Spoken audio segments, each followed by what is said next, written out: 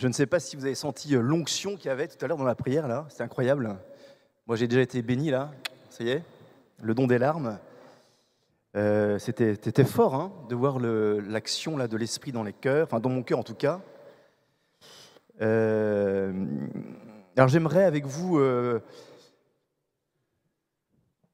aller regarder du côté de Saint Paul, de son expérience de Jésus à travers sa faiblesse. Comment, à la suite de Saint Paul et des saints, à la suite de Jésus lui-même d'ailleurs, comment faire une place dans notre vie à la faiblesse, comme un chemin de sanctification. Ce qui est faible dans le monde, voilà ce que Dieu choisit. C'est Saint Paul qui le dit. Saint Paul qui disait aux chrétiens dans ses lettres « Je suis un avorton, le dernier des apôtres, et pourtant Dieu m'a choisi ». Et Saint Paul s'appuie sur sa petitesse, sa faiblesse pour aller à Jésus et pour annoncer l'Évangile. Il ne fait pas l'économie de sa pauvreté, mais il l'intègre à sa vie au service de la gloire de Dieu et du rayonnement de l'Évangile. Et il a appris à ses dépens sur le chemin de Damas, où il tombe. Alors on dit, la tradition dit qu'il tombe de cheval, il n'y a pas de cheval dans les Actes des Apôtres, mais c'est pour souligner le fait qu'il tombe de haut, il devient aveugle. Et il doit tendre la main comme un enfant, et c'est Ananie qui la lui prend, cette main, et qui le conduit. Il est dépendant, démuni, plus bas que terre, et il fait l'expérience, la fondatrice d'une faiblesse qui va être puissance de Dieu et gloire de Dieu dans sa vie.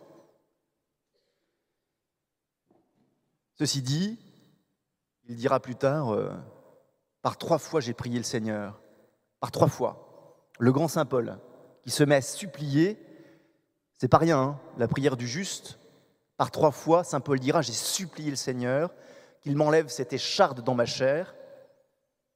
Alors on ne sait pas ce que c'est, cette écharde. C'est une pauvreté, une faiblesse qui l'humilie devant Dieu, peut-être aussi devant les hommes. Et Jésus lui a répondu, Nein, non, je n'ai pas enlevé cette écharde. Ma grâce te suffit, ma puissance se déploie dans ta faiblesse. C'est mystérieux, vous voyez. On a chanté tout à l'heure que Dieu a tout changé. Il change tout en changeant rien parfois. Parce qu'il me laisse à mes pauvretés, à mes blessures, parfois même à mon péché. C'est cette casserole que je traîne depuis des années, que je confesse tous les mois, pour ceux qui se confessent tous les mois, ou tous les ans. Eh bien, Jésus me laisse à ma faiblesse et à ma pauvreté. Il me dit, ma puissance va se déployer là-dedans. Au lieu de mettre cette pauvreté dans un placard, de faire comme si de rien n'était, de cultiver un déni de réalité, accueille cette pauvreté dans ta vie. Aime-la, aime cette misère, épouse-la. C'est là que je vais te rejoindre pour te sauver, te sanctifier. Jésus n'a pas retiré son épine à Saint Paul. Saint Paul a reçu une grande grâce, c'est celle de la science de l'infirmité. Je peux en parler parce que j'ai un ménisque qui est pétardé là, donc j'ai mal au genou là. J'ai dû m'asseoir pendant la louange. Je suis littéralement handicapé physique là. Et moi qui suis hyperactif, c'est hyper humiliant. Et j'ai dit à Jésus, enlève-moi cette épine de ma chair là, guéris mon genou. Pour l'instant, c'est pas le cas. Bon, j'attends, mais je vais essayer de faire feu de tout bois et de profiter de cette diminution physique pour que la gloire de Dieu se manifeste. Est-ce que nous sommes persuadés, frères et sœurs, que quand Dieu permet un mal dans ma vie, c'est pour en tirer un bien? Est-ce que j'y crois ou pas? C'est dur quand on est au cœur de la nuit, de croire que Jésus est là Et que même s'il dort, il attend l'heure de la manifestation de sa gloire. Tout à l'heure dans l'Évangile, « Silence, tais-toi » dit Jésus à la mer. Et il se fit un grand calme. Il y a l'heure de la gloire de Dieu dans ma vie, c'est quand il veut, comment il veut. Et en attendant, j'essaye de profiter de cette pauvreté pour aller à Jésus. Dans l'Évangile, vous savez, à un moment, les apôtres posent la question au Christ à cause d'un aveugle de naissance. Et les apôtres disent à Jésus, « Est-ce lui qui a péché pour être aveugle ou ses parents ?» Réponse du Christ, « Ni lui, ni ses parents. C'est pour que la gloire de Dieu soit manifestée. » Un jour ou l'autre, au-delà de toutes nos pauvretés, même de notre péché, la gloire de Dieu se manifestera, mais il faut attendre l'heure de Dieu. Alors, je citais saint Paul, mais il y a aussi un saint, enfin, il n'est pas encore canonisé, appelons quand même saint, c'est le père Marie-Étienne Vessière, qui est un dominicain qui a vécu pendant 30 ans à la Sainte-Baume. On l'appelait l'ermite de la Sainte-Baume, parce qu'au début du XXe siècle, en 1901, quand il arrive à la Sainte-Baume, eh ben, il est seul à la Sainte-Baume. Hein. Il n'y a pas l'eau courante, il n'y a pas l'électricité, il fait froid, humide, et il arrive là-bas. Alors s'il y a quand même un autre frère, le frère Henri-Paul, ils sont 2 dans la communauté. Ça commence par 2 dans la communauté. On raconte d'ailleurs ce mot assez drôle de Henri-Paul, qui, outre qu'il servait un café qui était un jus de carotte, littéralement, hein, aux pèlerins qui passaient de temps en temps, il vendait son jus de carotte en disant « J'ai un excellent café si vous voulez ». Alors les pèlerins jouaient le jeu, mais c'était infâme, un jus de carotte infâme. Ce frère, un jour, après la messe de 6 heures le matin, se rend au réfectoire et puis d'habitude il attendait le père Vessière. Parce que le frère Henri-Paul était frère convers, non prêtre. Il assistait à la messe du père Marie-Étienne Vessière et ensuite ils allaient tous les 2 manger au réfectoire. Mais le père Vessière n'en finissait pas de faire son action de grâce. Alors frère Paul en avait un peu ras-le-bol d'attendre debout au réfectoire. Voilà. Puis un jour, il n'attend pas le père Marie-Étienne Vessière et il commence à manger tout seul. Un quart d'heure après, le père Marie-Étienne Vessière arrive et lui dit « Frère Henri, quand même, vous auriez pu m'attendre avant de commencer. » Le frère Henri-Paul s'est levé, drapé dans sa dignité. Il a dit « Non, père, la communauté n'attend pas. » Il était à lui seul, la communauté. Et pour vous dire que vivre à 2 dans ces conditions, c'était difficile. Solitude immense, solitude géographique, mais solitude du cœur aussi. C'est là où je veux vraiment en venir. C'est que le père Marie-Étienne Vessière a eu une écharde dans sa chair qui a duré toute sa vie. Et c'est quoi ? C'est un burn-out au début de sa vie religieuse.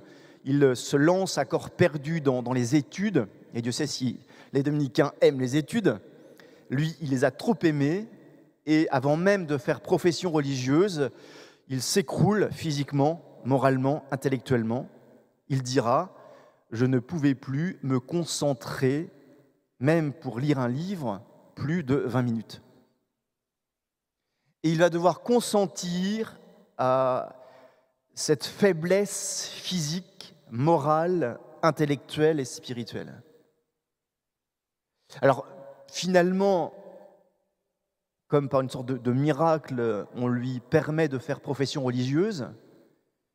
Après, on lui dit, bah voilà, ça s'arrête là, vous ne serez jamais prêtre, parce qu'il ne peut pas faire des études pour être prêtre. Et finalement, on leur donne prêtre uniquement pour dire la messe. Et le voilà qui est ballotté de couvent en couvent, à Nice, à Toulouse, à Marseille, et finalement, il échoue à Biarritz, car à l'époque, on avait un couvent à Biarritz. Et à Biarritz, il s'ennuie, il passe son temps à lire les journaux, ne peut ni confesser, ni étudier, ni prêcher. Il peut à peine dire la messe chaque jour. Et il entre dans une dépression. D'autant que le provincial passe le jour où il est en train de lire les journaux, il se fait enguirlander. Enfin, frère, vous n'avez pas autre chose à faire que de lire les journaux. Et il dira, mais je ne pouvais rien faire d'autre. Et il porte cette souffrance intime. Il était rentré dans l'ordre pour être un grand prédicateur. Et voilà qu'il est surnommé dans toute la province, parce que chez nous, on est hyper fraternel, surnommé le frère bon à rien. À Toulouse, à Marseille, à Nice, à Bordeaux, on parle tous du pauvre frère Marie-Étienne Vessière, le frère bon à rien. Et donc, faute de pouvoir l'employer à quoi que ce soit, le provincial l'envoie justement à la Sainte-Baume en lui disant « Écoute, tu ne peux pas faire grand-chose, au moins tu pourras garder un peu la grotte, y dire la messe et accueillir les 4 pelés et 3 tondus qui viennent en pèlerinage à la Sainte-Baume au début du XXe siècle parce que le pèlerinage n'est pas encore très développé. » Et il racontera, il y a un moment où il a dit oui. Il a supplié comme saint Paul, « Seigneur, sauve-moi, délivre-moi, guéris-moi. Ma vie n'a aucun sens. » Et il a entendu cette voix, mais dans la foi, « Non, ma grâce te suffit. Ma puissance se déploie dans ta faiblesse. Accepte, Marie-Étienne, accepte la réalité. J'ai permis ça dans ta vie, dis oui. » Pas un petit oui du bout des lèvres, hein. Dis oui de grand cœur à ce qui arrive dans ton parcours de religieux. Et donc, il arrive à la Sainte-Baume, dans cet état intérieur de combat, il refuse d'accepter son sort et de dire oui à Jésus.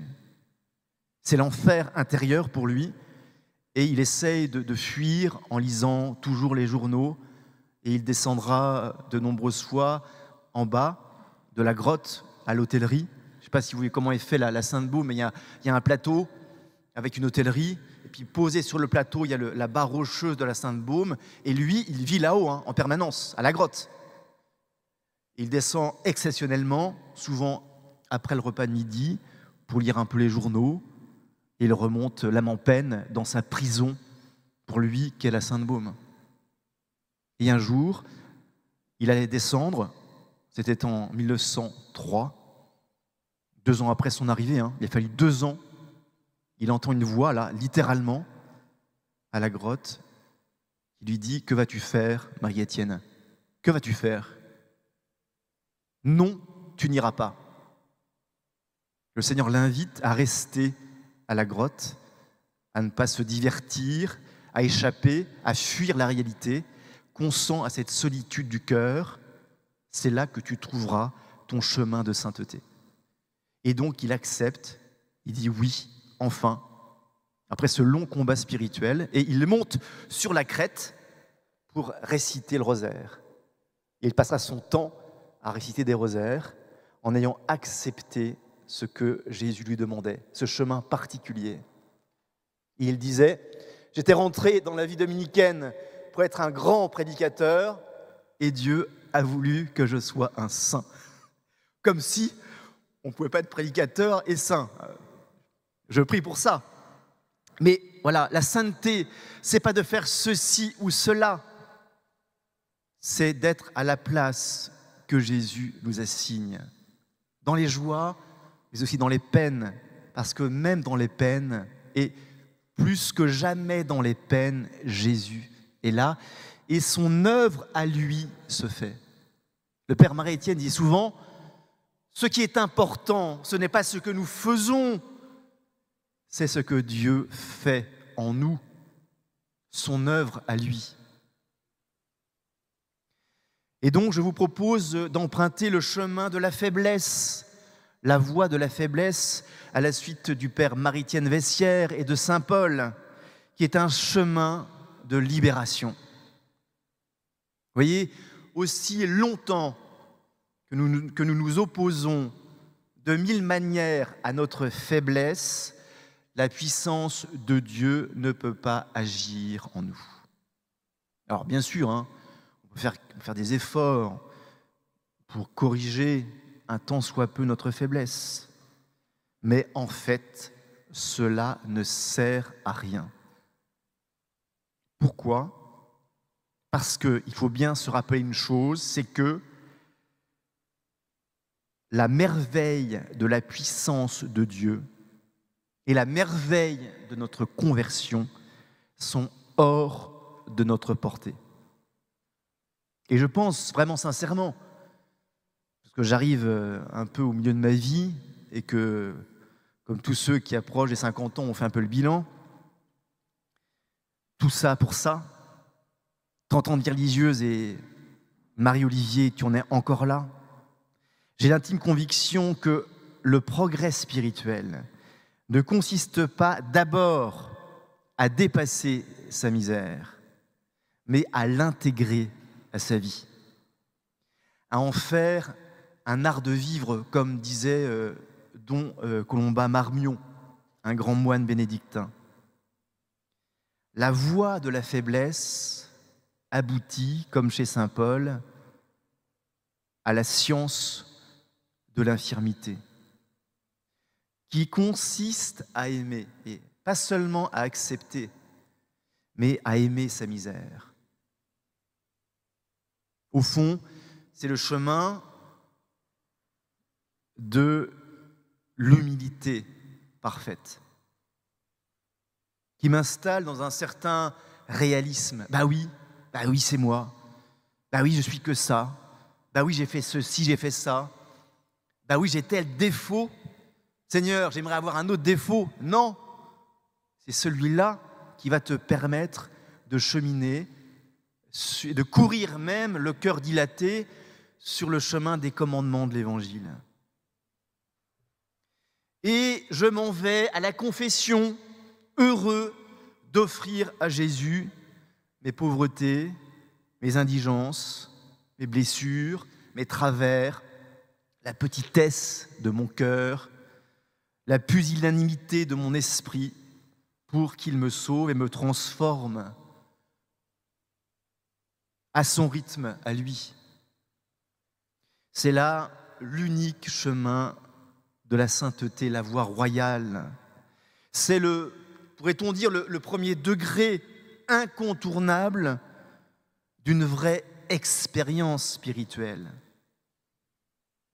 Aucun dévouement, aucune ascèse, aucune technique de méditation, occidentale ou orientale, ne pourra remplacer cette bienheureuse humilité du cœur. Et de là, vous voyez, vient ce besoin que j'ai, qui naît, qui grandit, ce besoin de la miséricorde. Parce que j'ai consenti à prendre place parmi les publicains et les pécheurs. Alors attention, hein, je ne dis pas que c'est démission de la sainteté, complaisance dans le péché.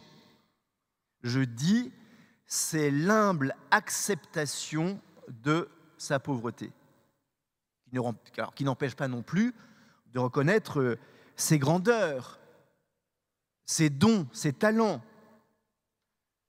Mais ce combat de la sainteté, je vais le mener sereinement, sans crispation, sans impatience. Je suis abandonné et confiant. Même ma sainteté ne me regarde pas d'abord. C'est l'œuvre de Jésus. Donc je me détends. Hein, on va se détendre. On va se détendre. Jésus, c'est lui qui est à l'œuvre dans ma vie. Souvenez-vous de cet épisode dans l'Évangile qui est un moment charnière dans la vie des apôtres. Jésus a le toupet, pardon Seigneur, il a le toupet de dire à ses disciples, si vous ne vous convertissez pas, vous n'entrerez pas dans le royaume des cieux. Et quand est-ce que Jésus dit ça dans l'Évangile ? Il dit ça après 2 ans de vie publique où il a embarqué ses disciples dans son aventure. Les disciples ont abandonné un métier, ils étaient pêcheurs pour la plupart, ou collecteurs d'impôts. Ils ont abandonné une famille. Pierre était marié, il a une belle-mère. Jésus l'a guéri.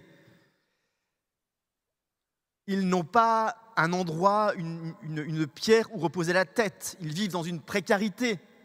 En plus, ils sont dans le collimateur des pharisiens, des docteurs de la loi, du clergé juif de l'époque. Ils ont pris des risques pour Jésus. Ça fait 2 ans qu'ils le suivent.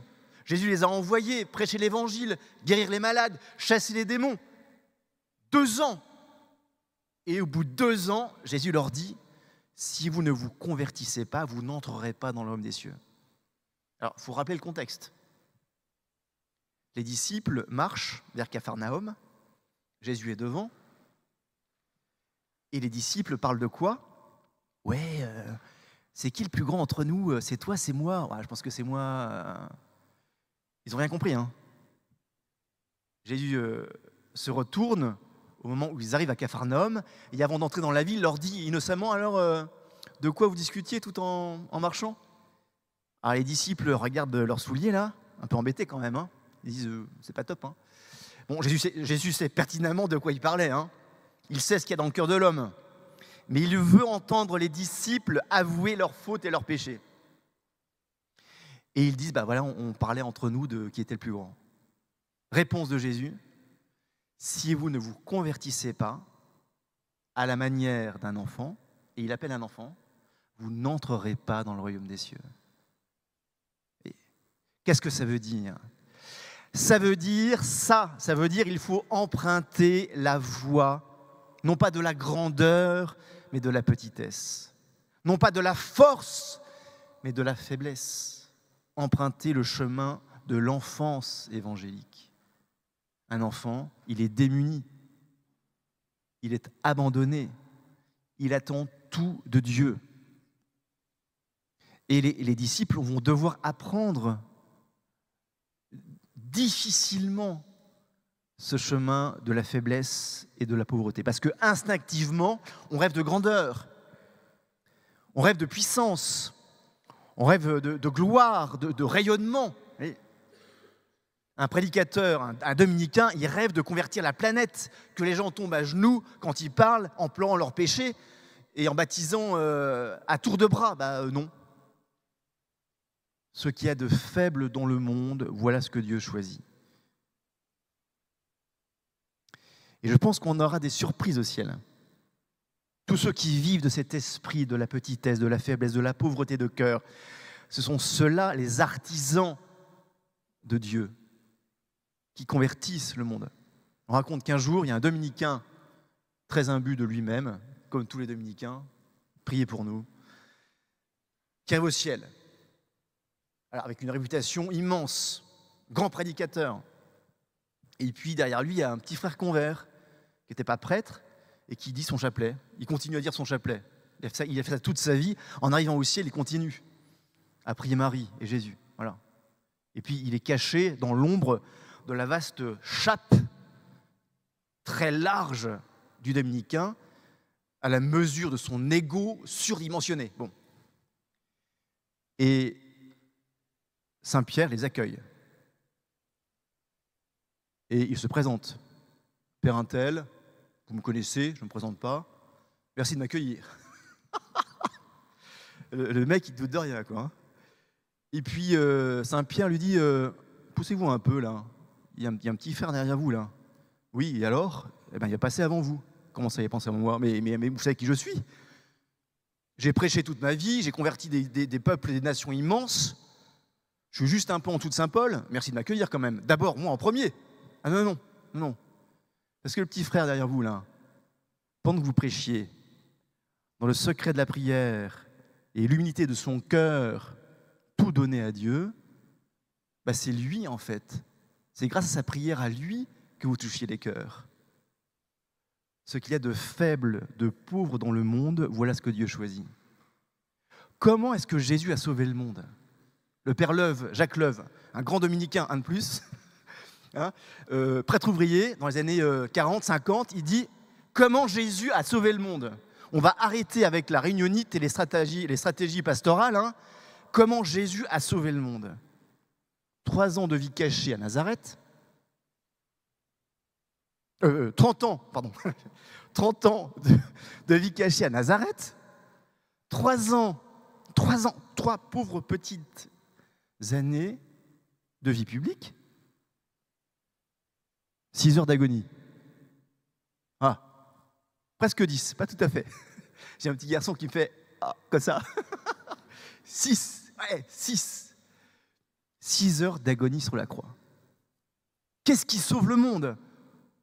Jésus l'a prêché à Nazareth, à Jérusalem. Peut-être certains d'entre vous êtes allés en Terre Sainte, c'est un mouchoir de poche. Jésus, il n'avait pas les médias, il n'était pas sur YouTube. Il a touché une infime portion de l'humanité, de son vivant. Il a prêché à sa famille, à ses amis, et à Jérusalem, est terminé. Ce qui a sauvé le monde, c'est la mort de Jésus sur la croix. Qu'allons-nous nous étonner si nous devons nous aussi emprunter le chemin de la faiblesse? C'est le mystère de la croix, au fond, dont je parle avec vous, que saint Paul a vécu dans sa chair. Nous portons dans notre chair la mort de Jésus pour que la vie de Jésus soit manifestée. Il y a là comme une conversion, non seulement du cœur, mais de l'intelligence, entrée dans cette voie de la faiblesse. Sans perfectionnisme ni volontarisme, Seigneur, donnez-moi de m'accepter comme je suis, mais donnez-moi aussi de devenir ce que vous voulez que je sois. Voici en gage ma bonne petite volonté. Et surtout, la brisure de mon cœur de ne pas vous aimer assez.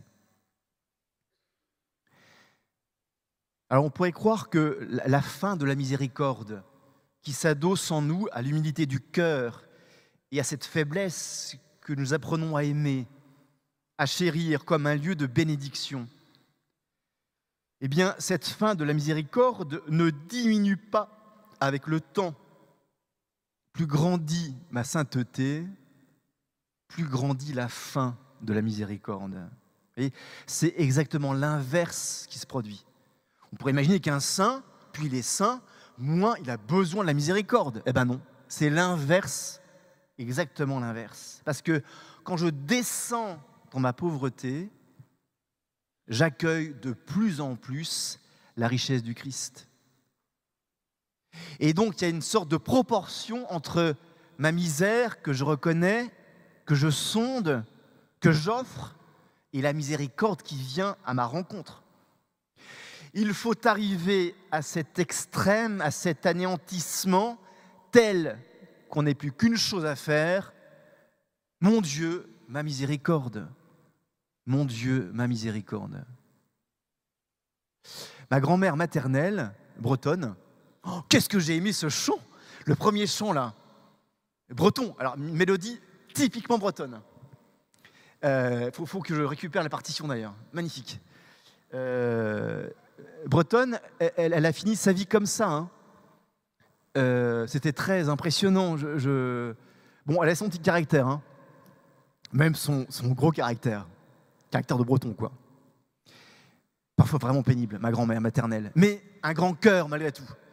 Elle nous aimait parfois maladroitement, un peu mal, mais elle nous aimait. Et au jour de l'agonie, elle est dans son lit. Son mari Charles est là, donc mon grand-père. Il y a ma mère. Il y avait aussi, je crois, Jean-François et puis Philippe. Donc c'est deux fils. Moi, j'étais là. Et elle était prise entre deux réalités. Le ciel, sans doute, et la terre. Et donc, elle se tournait vers nous et nous disait « Les enfants, ne pleurez pas, ne pleurez pas. » Et puis, elle se tournait vers le ciel et disait « Jésus, miséricorde, Jésus, miséricorde. » Et puis, elle se tournait vers nous « Priez avec moi et soyez heureux, je vais à l'amour, je vais à l'amour. Jésus, miséricorde, Jésus, miséricorde. » Les derniers mots de ma grand-mère, ça a été « Jésus, miséricorde. » C'est le premier mot et le dernier mot de notre vie. Et entre les deux, on fait une place à sa misère, qui est un lieu de bénédiction, un lieu de manifestation de la gloire de Dieu qui vient à mon secours. Thérèse de l'Enfant Jésus disait, mais j'arriverai au ciel les mains vides, c'est ça, les mains vides. Un chrétien est un mendiant qui doit tout demander à Dieu. est d'abord la miséricorde et la sainteté, parce que sans Jésus, on ne peut rien faire. L'abîme de ma misère appelle l'abîme de la miséricorde. C'est une parole de qui? Pardonnez-moi, hein, je cite beaucoup de dominicains, mais qu'est-ce que vous voulez? On fait comme on peut. Jérôme Savonarole commente dans sa prison le psaume 50, Miserere. Prends pitié de moi, Seigneur, dans ta miséricorde. Selon ta grande bonté, efface mon péché. Et il dira, en commentant ce psaume, Dieu, qui êtes ma miséricorde, ôtez mes péchés, ôtez ma misère. Ils sont en effet ma suprême misère. Secourez ce misérable, manifestez en moi votre action. L'abîme appelle l'abîme. L'abîme de la misère appelle l'abîme de la miséricorde. L'abîme des péchés appelle l'abîme des grâces. Mais l'abîme de la miséricorde est plus grand que l'abîme de la misère. Que donc l'abîme absorbe l'abîme, que la miséricorde absorbe la misère. Vous voyez, en un sens, ce que j'aimerais vous dire, c'est que la miséricorde ne vient pas m'enlever à ma misère, elle m'y conforte, en approfondissant en moi le sentiment de mon rien. L'humilité élargit l'abîme de ma faiblesse. Alors, elle l'élargit non pas à la manière du péché pour aggraver ma misère. Vous voyez, j'ai péché encore plus, comme ça je serai encore plus misérable, et donc j'aurai encore plus droit à la miséricorde. C'est pas ce que je veux dire. Luther disait « Pecca fortiter, crede fortius ». Pêche fortement, croit encore plus fortement. C'est pas ce que je veux dire. Mais je veux dire que l'humilité élargit ma misère, non pour l'aggraver à la manière du péché, mais à la manière de l'espérance. J'attends tout, absolument tout de Dieu. Ma conscience, la conscience que j'ai de mon dénuement, de ma fragilité, devient extrême et l'œuvre de Dieu peut commencer à se faire en moi. Tous les saints vivent ça. Le Père Vessière disait et redisait qu'il avait le sentiment de son rien. Marie, ayez pitié de moi qui ne vaux rien. Dans ce chaste combat du sage et du chrétien, priez pour mon courage et pour qu'il persévère. Cette prière de Verlaine dit, et Dieu sait si Verlaine était un pauvre, hein, il était tellement convaincu de sa grande pauvreté. Voici un texte du Père Vessière. Il dit à l'un de ses fils spirituels, « Dites-vous que quoi qu'il vous arrive, et quoi que ce soit qui vous échappe, vous êtes capable de bien pire encore. » J'avais un père spirituel qui me disait, « Mais Olivier, arrête de t'étonner de faire des péchés. Étonne-toi de faire du bien et rends gloire à Dieu. » C'est vrai, on est comme très naïf. « Oh là là, mon père, je suis désespéré, j'ai encore péché. » Mais tu es un pécheur. Tu es un pécheur. Tu es un misérable. Et souvent, on a quand même cette fâcheuse maladie de se dire, bon, ça y est, je suis arrivé, c'est bon, je suis arrivé. Ah non, on n'est jamais arrivé. On tombe dans le piège du publicain et du pécheur. On entend cette parabole, on se dit, ouais, je suis de mon côté. C'est vrai, moi-même. Ouais, quand même, je ne suis pas si mal que ça, je suis plutôt du pharisien et pas du publicain, quoi. Ben non, le publicain était au fond, il baissait les yeux, il disait, « Seigneur, prends pitié de moi, qui ne vaut rien, ou qui suis pécheur. » Dites-vous que quoi qu'il vous arrive, vous êtes capable de bien pire encore, et que ce que vous faites n'est rien à côté de ce que vous pouvez faire, réduit à votre faiblesse. Il ne faut jamais perdre de vue le fond d'impuissance et de misère que nous portons en nous.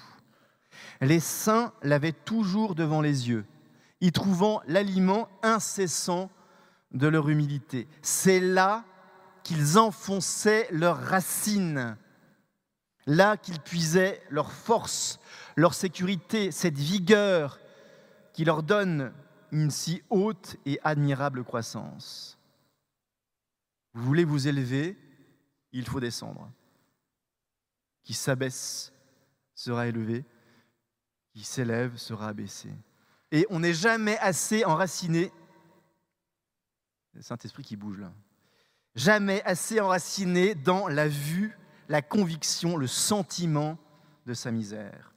De là, des étonnements, des tristesses, du découragement, quand le courant quotidien de la vie nous fait prendre avec nos faiblesses un contact nécessaire. Établissez-vous dans cette cellule intérieure de votre rien. Le chrétien honnête, nous sommes tous des chrétiens honnêtes, pas encore des saints, peut-être parmi vous. Certains le sont, pourvu qu'ils l'ignorent. Moi, ce n'est pas mon cas. Chrétien honnête, je sais pertinemment que de moi au pécheur le plus endurci, il n'y a que le pas de la grâce, l'épaisseur d'une feuille de cigarette. J'ai conscience que si la grâce de Jésus n'était pas en moi, mais réellement, je pourrais commettre les pires crimes de la terre. Et je le dis sincèrement. À la fin de sa vie, François d'Assise est indigné parce qu'un frère l'appelle le saint. Le saint? Tu crois que je suis un saint?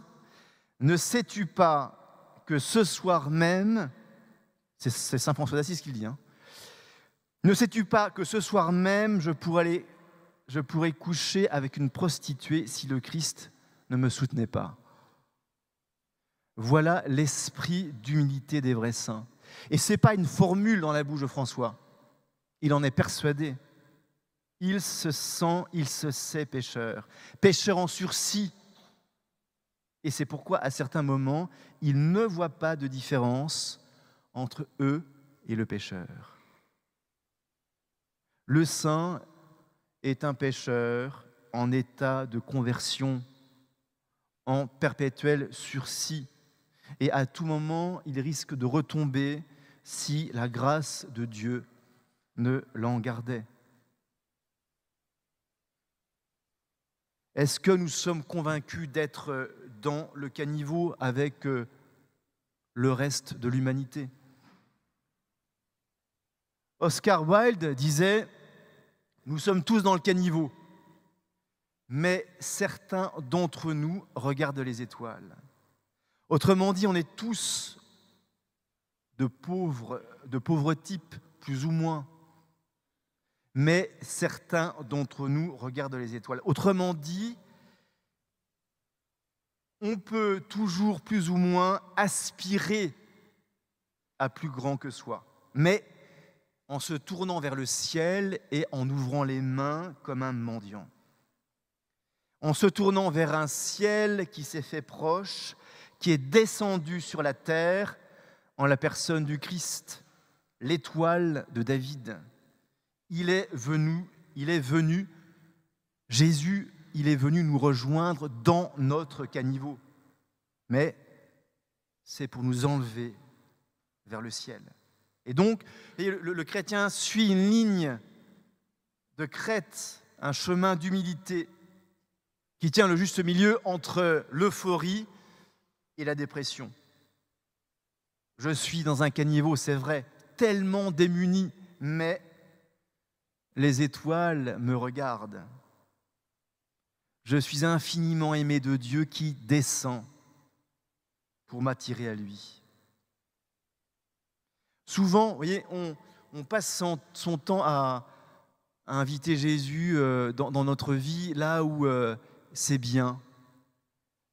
Je veux dire, on l'invite dans nos petites vertus, dans nos petites saintetés. On l'invite au salon où la table est dressée avec la belle nappe blanche et les couverts en argent et les chandeliers. Allez, viens Jésus. Et ça n'intéresse pas Jésus. Hein. Lui, il veut descendre dans la cave, là où il y a nos ordures et nos poubelles. C'est là qu'il faut l'inviter. Viens Jésus, viens là. Il est venu pour ça. Laissons Jésus faire son job. Il est venu non pas pour les bien portants, mais pour les malades. Est-ce que je me sens malade vraiment ? Il n'est pas venu pour les justes, mais pour les pécheurs. Est-ce que j'invite Jésus dans ces lieux de péché pour qu'il me sauve ?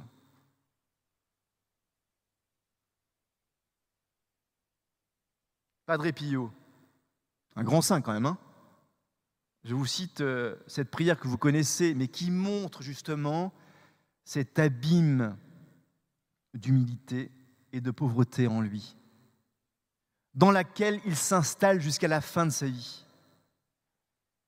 Alors, petite parenthèse, mais cette prière-là, je l'ai retrouvée dans le portefeuille de mon père après sa mort. Parfois, on découvre les êtres après leur mort. Papa était hyper discret sur sa vie de foi. Maman passait pour la sainte dans la famille, mon père pour le mécréant. Il était présent à la messe tous les dimanches, hein, mais ne parlait jamais de sa foi. Et la transmission de la foi, c'est maman qui l'a faite. Bon. Et puis un jour, mon père déclare un cancer. Il est emporté en 3 ans. Et là, on découvre, parce qu'il ouvre une fenêtre sur son âme, la beauté de quelqu'un qui était donné à Dieu quand même. Avec ses misères, avec ses pauvretés, hein, avec ses casseroles aussi. Mais magnifique. Et donc, après sa mort, je fais le tri de ses affaires et je tombe sur cette prière de Padre Pio. Jamais j'aurais imaginé un truc pareil.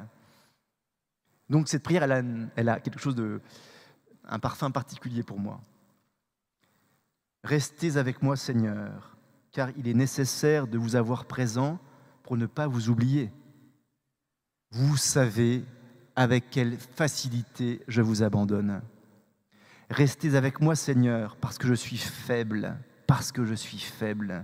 et j'ai besoin de votre force pour ne pas tomber si souvent. Restez avec moi, Seigneur, parce que vous êtes ma vie, et sans vous, je suis sans ferveur. Restez avec moi, Seigneur, parce que vous êtes ma lumière. Sans vous, je suis dans les ténèbres. Restez avec moi, Seigneur, pour me montrer votre volonté. Restez avec moi, Jésus, pour que j'entende votre voix et vous suive. Restez avec moi, Seigneur, parce que je désire vous aimer beaucoup, être toujours en votre compagnie. Restez avec moi, Seigneur, si vous voulez que je vous sois fidèle. Restez avec moi, Jésus, parce que si pauvre que soit mon âme, elle désire être pour vous un lieu de consolation, un nid d'amour. Restez avec moi, Jésus, parce qu'il se fait tard, que le jour décline. Là, je pense à mon Père, parce que le jour décline, c'est-à-dire que la vie passe, la mort, le jugement, l'éternité approche. Et il est nécessaire de refaire mes forces pour ne pas m'arrêter en chemin. Et pour cela, j'ai tellement besoin de vous. Des profondeurs, je crie vers toi, Seigneur. Il faut demeurer dans les profondeurs. Et je ne dis pas ça parce que j'étais sous-marinier. Mais il faut descendre dans les profondeurs de son cœur, sonder sa faiblesse et sa pauvreté. N'avoir plus d'autre solution que d'entrer dans la prière du pauvre et du mendiant.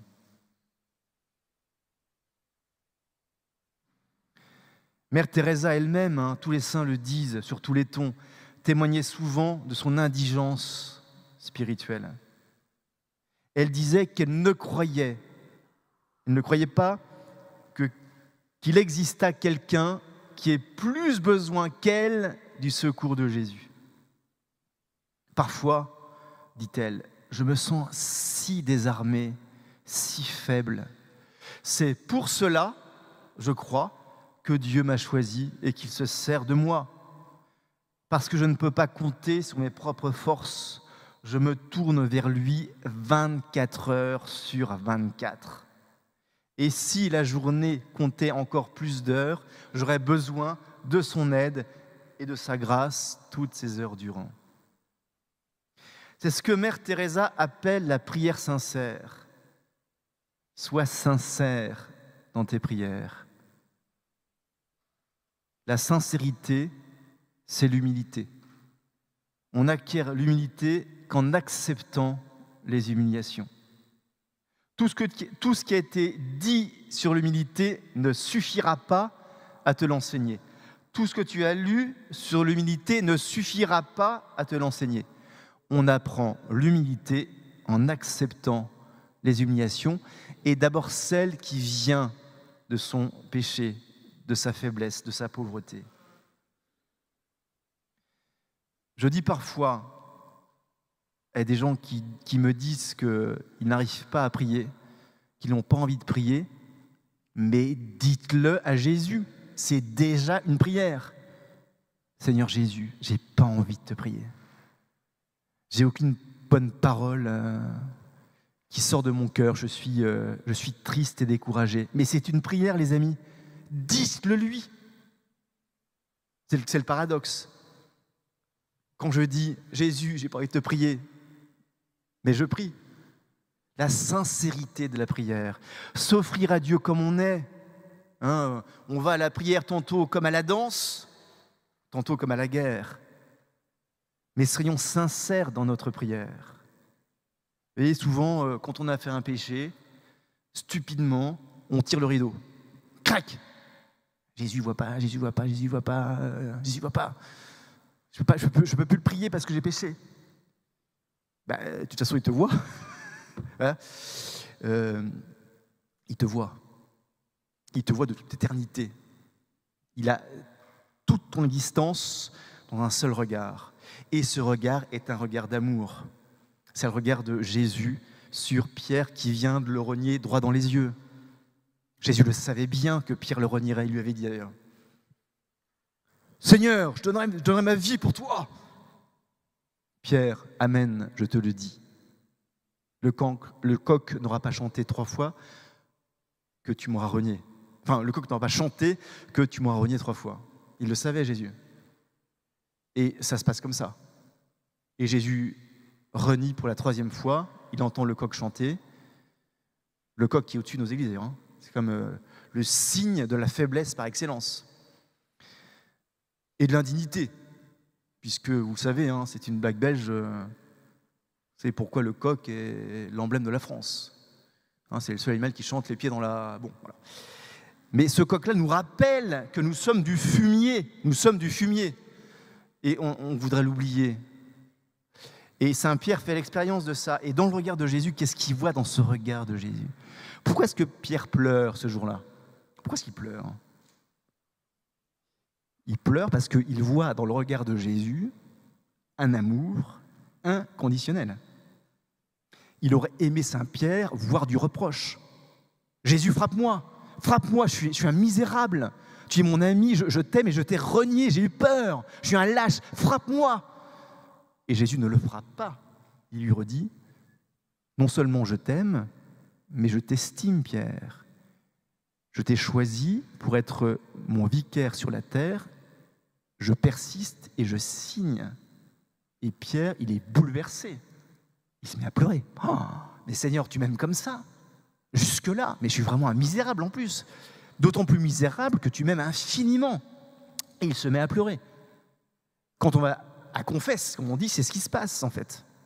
On est bouleversé à chaque fois de voir cet amour de Jésus inconditionnel.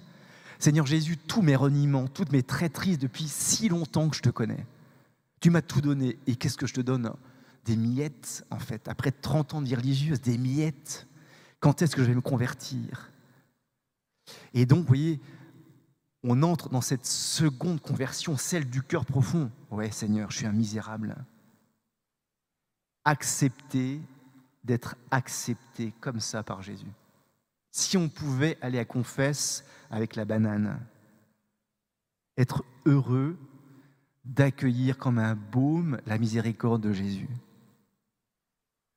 Jésus dira à Faustine, ce qui blesse mon cœur, ce qui navre mon cœur, c'est pas tellement que les hommes pêchent. Ils ont péché, ils pécheront. C'est le manque de confiance dans ma miséricorde. C'est de voir des êtres qui fuient, qui reportent la confession, qui retardent la confrontation. Mais de quoi ont-ils peur? Mon Dieu, de quoi ont-ils peur? Est-ce que je n'ai pas donné ma vie pour eux sur la croix?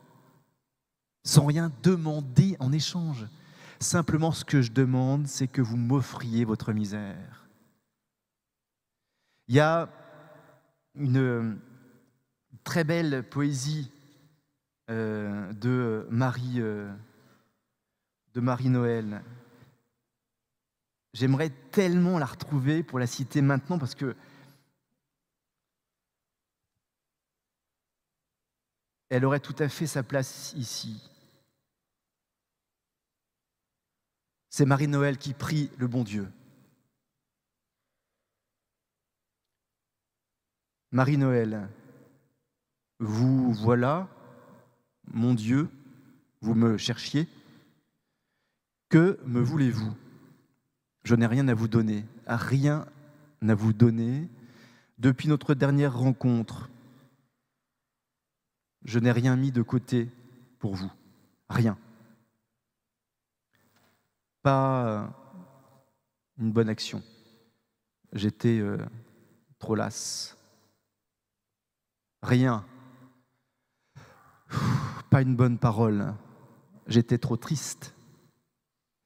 Rien que le dégoût de vivre, l'ennui, la stérilité. Le Seigneur donne, Marie-Noël, la hâte chaque jour de voir la journée finie sans servir à rien. Le désir du repos loin du devoir et des œuvres. Le détachement du bien à faire. Le dégoût de vous, oui, le dégoût de vous, ô mon Dieu. Le Seigneur donne, Marie-Noël, le besoin d'être heureuse, la tendresse qui brise, la douleur d'être moi sans secours. Le Seigneur donne, Marie-Noël. Des troubles, des épouvantes, des doutes. Le Seigneur donne. Seigneur, voilà que comme un chiffonnier, vous allez ramassant des déchets, des immondices. Quand voulez-vous faire, Seigneur? Le Seigneur, le royaume des cieux.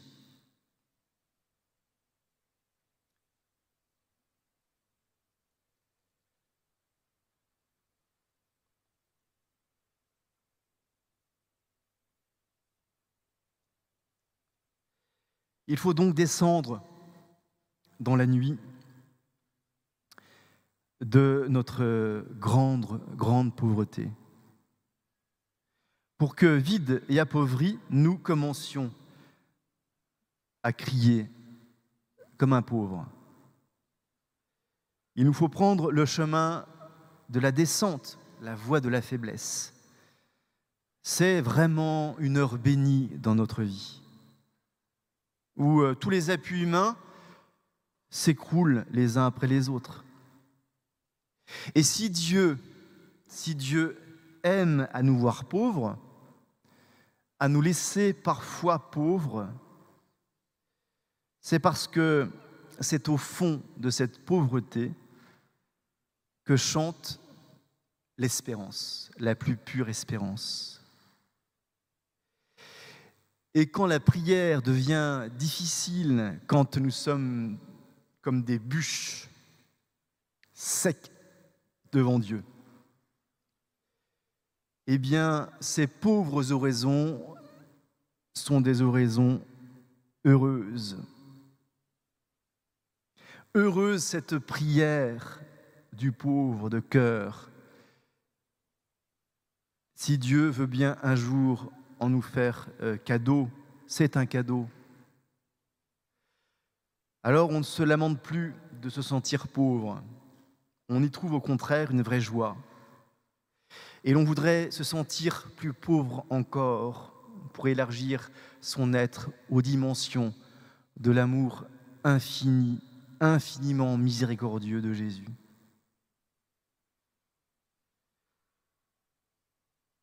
Il faudrait se poser cette question. Pourquoi l'oraison, la prière du cœur profond, qui est un temps d'intimité avec lui, je veux dire Jésus, le pauvre par excellence.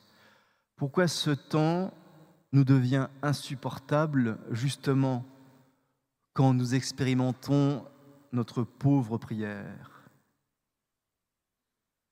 Est-ce que je recherche l'amitié de Jésus pour le plaisir que j'y trouve, sans aller partager sa pauvreté à lui, cette pauvreté qui crie sur la croix « Mon Dieu, pourquoi m'as-tu abandonné ?» Est-ce que j'aimerais seulement avoir l'amour de Jésus dans cette prière pauvre sans la croix? Si notre pauvreté nous est pesante, c'est que sans doute elle est encore trop riche de retour sur soi et de gourmandise spirituelle. Je chemine derrière Jésus aussi dans sa pauvreté, dans sa solitude, par mon humble prière. Les jours d'aridité ne devraient pas être des jours de découragement, parce qu'encore une fois, dans cette faiblesse se manifeste la puissance de Jésus. Lui qui était pauvre nous enrichit par sa pauvreté. Je crois que c'est l'heure. Amen.